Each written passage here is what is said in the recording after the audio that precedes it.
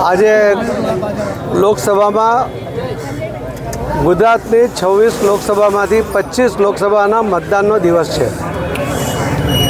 આપણા દેશમાં, આખા દુનિયામાં સૌથી મોટી લોકશાહી, સૌથી મજબૂત કહી શકાય એવી લોકશાહી, એને વધુ મજબૂત કરવા માટેનો આ પર્વ છે. અને આવા પર્વમાં હું સૌ મતદાર ભાઈ બહેનોને મારી વિનંતી પણ છે કે આપણે સૌએ આપણને મળેલા મતદાનના અધિકારનો ઉપયોગ કરવો જોઈએ. જે યુવા મતદારો કે જેમને પહેલીવાર મતાધિકાર પ્રાપ્ત થયો છે, એમને પણ મારી વિનંતી છે કે એમણે પણ પોતાના મતાધિકારનો ઉપયોગ કરવો જોઈએ.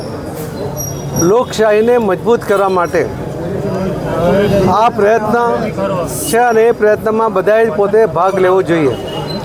જે દેશોમાં સરમુખત્યારશાહી છે, લશ્કરી શાસન છે, ત્યાંના નાગરિકો આ લોકશાહી માટે અને મતાધિકાર મળે એના માટે તડપતા હોય છે. જ્યારે આપણને સહજતાથી મતદાન કરવાનો જે અધિકાર આપણને પ્રાપ્ત થયો છે, તો આપણે પણ એ મતદાનના અધિકારનો ઉપયોગ કરીને વર્ષો પછી જ્યારે આપણને લગભગ 75 વર્ષથી આઝાદી પ્રાપ્ત થઈ છે, ત્યારે હજુ પણ આપણે મતદાન માટે ઉદાસીન હોય એવું ઘણીવાર બને છે.